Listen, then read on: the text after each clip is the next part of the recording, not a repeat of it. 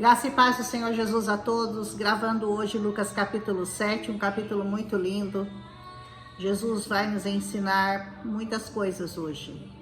Diz assim: tendo terminado de dizer tudo isso ao povo, Jesus entrou em Cafarnaum. No capítulo de ontem, nós estávamos vendo tudo que ele já havia ensinado àquele povo sobre as bem-aventuranças do reino dos céus. E ali diz, estava doente, quase à morte, o servo de um centurião, a quem o seu senhor estimava muito. Um centurião era alguém responsável por 100 soldados. Centurião quer dizer, liderava 100 soldados. E ele ouviu falar de Jesus e enviou-lhe alguns líderes religiosos dos judeus, pedindo-lhe que fosse curar o teu servo.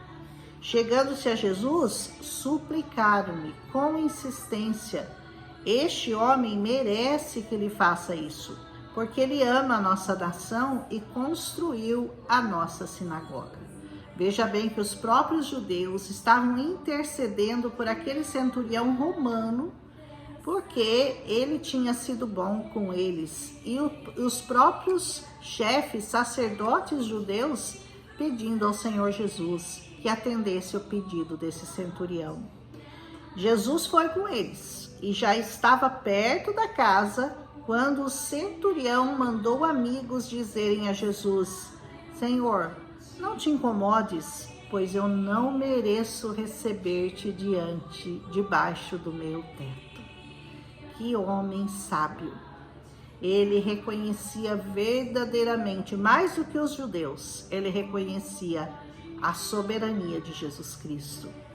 Por isso, não me considerei nem digno de ir ao teu encontro, mas dize uma palavra e o meu servo será curado. Quem sabe, quem dera, nós tivéssemos a fé desse centurião romano. Pois eu também, ele disse, sou um homem sujeito à autoridade e com soldados sob o meu comando, como eu falei, mais de 100. Eu digo a um vá, e ele vai. Digo a outro venha, e ele vem. E digo ao meu servo, faça isso, e ele faz. Ao ouvir isso, Jesus admirou-se dele. E voltando-se para a multidão que o seguia, disse: eu lhe digo que nem em Israel eu encontrei tamanha fé. Então os homens que haviam sido enviados voltaram para casa. E o que aconteceu? Encontraram o servo restabelecido. Esse homem entendia de autoridade terrena.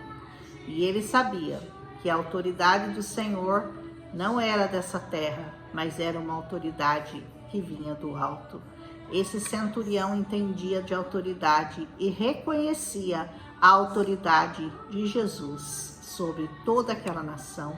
Aquilo que os próprios judeus não acreditavam, aquele centurião teve a revelação de quem era Jesus Cristo.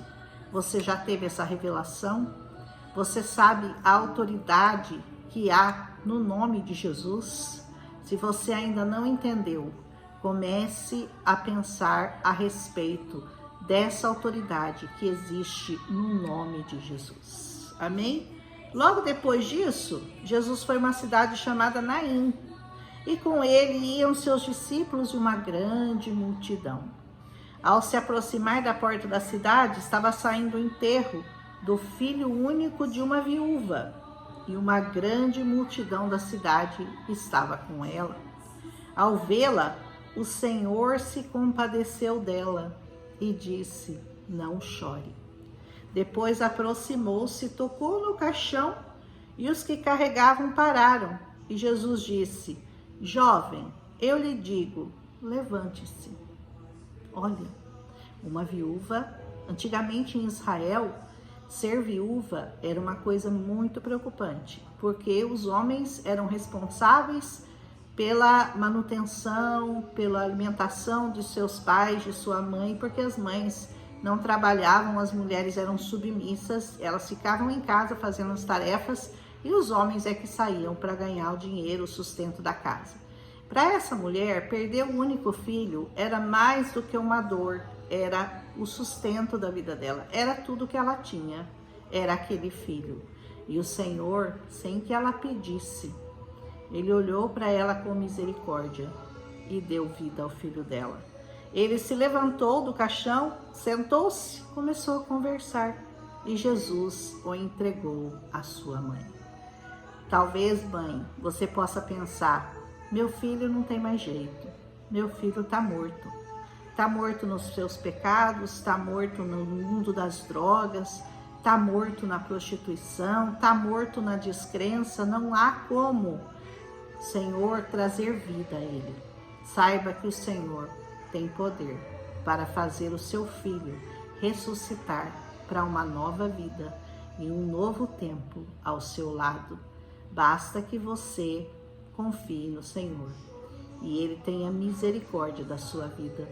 Se você o conhece, saiba que Ele é rico em misericórdias e em amor. E Ele olha com amor para todas as mães que clamam por seus filhos. Aleluia! E todos ficaram cheios de temor e louvavam a Deus. Um grande profeta se levantou entre nós. Eles diziam, Deus interveio em favor do seu povo. Veja que com todos esses milagres, com tudo isso que Jesus fazia à vista de todos, ainda assim o negaram, ainda assim mandaram crucificá-lo, ainda assim pediram a libertação de um ladrão e condenaram o Senhor Jesus, apesar de tudo o que ele fazia de bom, porque o príncipe desse século cegou o entendimento dos incrédulos e a luz desse evangelho não resplandeceu sobre a vida deles. E essas notícias de Jesus se espalharam por toda a Judéia e pelas regiões circunvizinhas. Você pensa que Jesus era pouco conhecido? Jesus era muito conhecido. Todos já tinham ouvido falar de Jesus, como é hoje. O mundo inteiro já ouviu falar de Jesus, mas muitos ainda se recusam a acreditar no poder que está no nome dele. Os discípulos de João contaram-lhe todas essas coisas e, chamando 2 deles, enviou-os ao Senhor para perguntarem, és tu aquele que haveria de vir ou devemos esperar algum outro? Dirigindo-se a Jesus, aqueles homens disseram, João Batista nos enviou para te perguntarmos, és tu aquele que haveria de vir ou devemos esperar algum outro? Naquele momento, Jesus curou muitos que tinham males, doenças graves e espíritos malignos e concedeu visão a muitos que eram cegos. O que Jesus faz até hoje, ele fez à vista daqueles 2 que foram perguntar isso, sobre que João havia mandado perguntar. Ele deu vista aos cegos, ele libertou das prisões os cativos, aqueles endemoniados. Tudo que ele faz até hoje, ele fez à vista de todos. E então, depois de fazer todos os milagres, ele respondeu aos mensageiros, volta lá e anuncia para o João o que vocês viram e o que vocês ouviram. Os cegos vêm, os aleijados andam, os leprosos são purificados, os surdos ouvem, os mortos são ressuscitados e as boas novas são pregadas aos pobres. E feliz é aquele que não se escandaliza por minha causa. Aleluia. Você é feliz? Você não se escandaliza com a causa do Senhor, né? Depois que os mensageiros de João foram embora, Jesus começou a falar a respeito de João. Antes de eu continuar aqui, quero refletir com vocês sobre essa atitude de João. Essa atitude de João não deixa você intrigado? Não deixa você pensando, poxa, mas João batizou Jesus, João viu aquela forma corpórea, em forma de pomba sobre Jesus, ele ouviu a voz de Deus dizendo, esse é o meu filho amado, em quem eu me comprazo, em quem eu me alegro. Mas João estava preso e ele tinha dúvidas. Talvez você já tenha ouvido falar de Jesus, talvez você saiba exatamente quem Jesus é, porque já está sendo anunciado há milhares de anos, mas talvez você ainda tenha alguma dúvida. E o que Jesus respondeu para ele foi o cumprimento do que estava escrito em Isaías, porque Jesus só responde com o que está escrito. E o que está escrito em Isaías é que o Messias faria isso. Abriria, daria vista aos cegos, tiraria das prisões, libertaria os cativos. Tudo o que Jesus estava fazendo, ele fez com que aqueles discípulos de João vissem ele fazer, para que eles tivessem certeza e pudessem testificar a João daquilo que eles tinham visto e ouvido.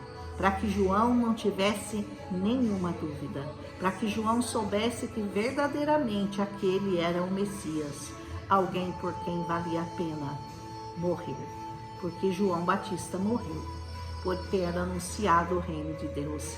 Ele só queria ter certeza de que ele não tinha anunciado ninguém além do Messias. Se você ainda tem alguma dúvida, continue ouvindo essa palavra, continue vendo e ouvindo falar dos milagres que Jesus tem feito há mais de 2000 anos. E com certeza, nenhuma dúvida ficará no seu coração. Verdadeiramente você saberá que Jesus Cristo é o Senhor, a quem nós devemos honra, glória, louvor, obediência. Amém? Vamos continuar aqui. E ele diz assim, agora Jesus vai falar sobre João. Primeiro João perguntou para confirmar sobre Jesus. E agora Jesus vai confirmar sobre o ministério de João. E o que vocês foram ver lá no deserto? Jesus pergunta. Um caniço agitado pelo vento? Uma coisa que vai para lá e para cá? Um caniço que fica agitado pelo vento? O que vocês foram ver? Um homem vestido de roupas finas? Ora, os que se vestem com roupas esplêndidas e se entregam ao luxo estão nos palácios.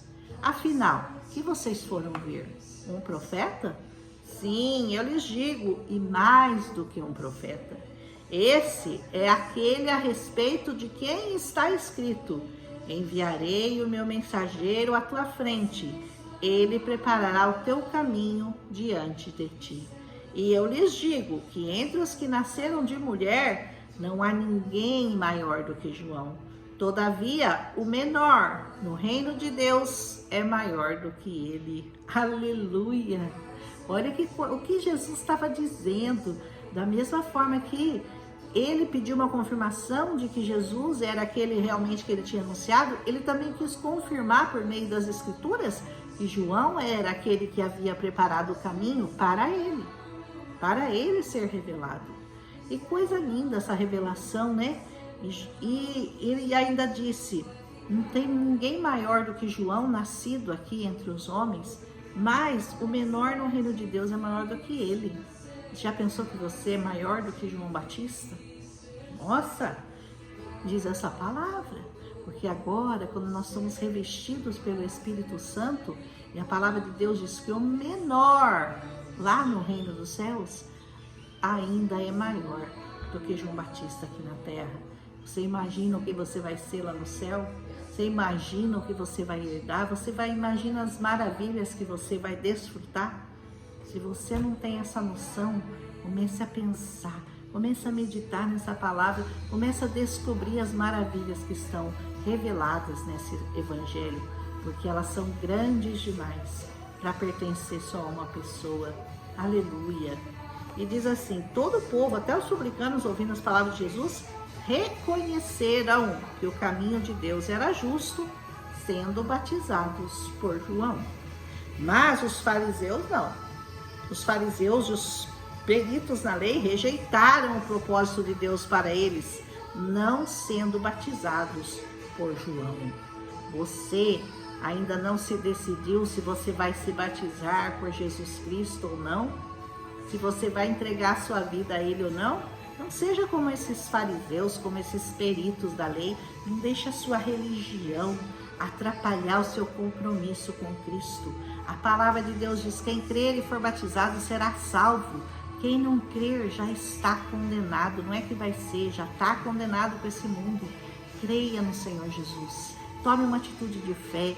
Vá até o batismo. Batize-se nas águas em nome de Jesus, arrependendo-se de seus pecados, deixando seus pecados lá enterrados naquela água, e levante-se para uma nova vida com Cristo. Amém? E ele diz, Jesus continua, a quem, pois, eu posso comparar os homens dessa geração? Prosseguiu Jesus. Como que eles se parecem? São como crianças e ficam sentadas nas praças e gritam umas com as outras. Nós tocamos flautas, mas vocês não dançaram. Nós cantamos um lamento e vocês não choraram. Pois veio João Batista, que jejua e não bebe vinho, e vocês dizem, ele tem demônio. Depois veio o Filho do Homem, no caso veio Jesus, né? Comendo e bebendo, e vocês dizem, aí tá um comilão, um beberrão, amigo de publicanos, amigo de pecadores. Mas a sabedoria é comprovada por todos os seus discípulos. Aleluia! Olha o que Jesus está dizendo aqui, né? Não tem como agradar vocês, não tem como convencer vocês da verdade. O João só comia gafanhoto e mel silvestre e se vestia com roupas de pele de camelo. E as pessoas diziam, ele tem demônio, ele é um louco. Aí Jesus comia, bebia, ixi, esse daí é um comilão, é um beberrão. Não há como convencer vocês, vocês são como crianças tolas. Que se a gente toca flauta, vocês dançam e cantam. Se a gente canta um lamento, vocês não choram. Toca flauta, vocês não dançam. Ou seja, não há nada que a gente possa fazer para convencer vocês de que é necessário o arrependimento, de que é necessário crer nessa palavra, nas escrituras, para que nós verdadeiramente possamos adentrar o reino de Deus. Era isso que Jesus estava falando. E não importava o que ele fizesse, aqueles que não vão crer, não vão crer. Não interessa, o que Jesus fizesse não ia adiantar. Porque João agiu de uma maneira e não convenceu, Jesus agia de outra, também não convenceu. Você já foi convencido pelo Espírito Santo de que Jesus é o único Senhor dessa terra? Convidado por um dos fariseus, ele diz, mas essa sabedoria é comprovada por seus discípulos. Aquele que é discípulo de Deus, que é discípulo do Senhor Jesus, verdadeiramente você compreende que há uma diferença entre aqueles que servem ao Senhor e os que não servem. Se você ainda não viu essa diferença, é porque você ainda não caminhou com gente verdadeiramente servo de Deus. Amém?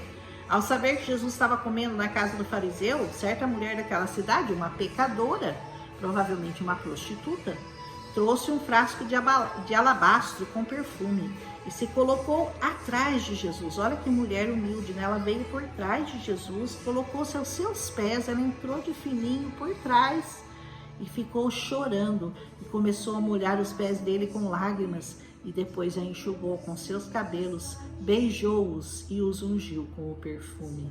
E ao ver isso, o fariseu que o tinha convidado disse para ele mesmo, pensou, né? Ele disse a si mesmo, se esse homem fosse profeta, ele saberia quem está tocando nele, que tipo de mulher ela é uma pecadora. Bom para apontar o dedo para os outros, né? Esses fariseus, eles eram bons nisso, apontar o dedo era com eles mesmo. E Jesus respondeu, Simão, eu vou dizer uma coisa para você, ó, o jeito de Jesus responder, o pensamento do fariseu lá, né? Me diga, mestre, ele disse, 2 homens deviam a um certo credor. Um lhe devia 500 denários, o outro devia 50 denários. Nenhum dos dois tinha como pagar, por isso perdoou a dívida dos dois. Qual deles vai amá-lo mais? Simão respondeu, suponho que aquele a quem foi perdoado a dívida maior. Jesus disse, você julgou bem. Em seguida virou-se para a mulher e disse a Simão, você está vendo essa mulher? Eu entrei na sua casa, você não me deu água para lavar os pés. Ela, porém, lavou, molhou meus pés com as suas lágrimas e as enxugou com seus cabelos. Você não me saudou com um beijo, mas essa mulher, desde que eu entrei aqui, não parou de beijar os meus pés. Você não ungiu a minha cabeça com óleo, mas ela derramou perfume aos meus pés. Portanto, eu lhe digo, os muitos pecados dela lhe foram perdoados, pelo que ela amou muito. Mas aquele a quem pouco foi perdoado, pouco ama. Então Jesus disse a ela, seus pecados estão perdoados. O mesmo que ele disse àquele paralítico quando desceram a cama, e a primeira coisa, antes de curá-lo, ele disse a coisa mais importante para aquele paralítico, seus pecados estão perdoados. E depois ele disse, tome a tua cama e ande. E os outros convidados começaram a perguntar, quem é esse que até perdoa pecados? E Jesus disse à mulher: a sua fé te salvou, vá em paz.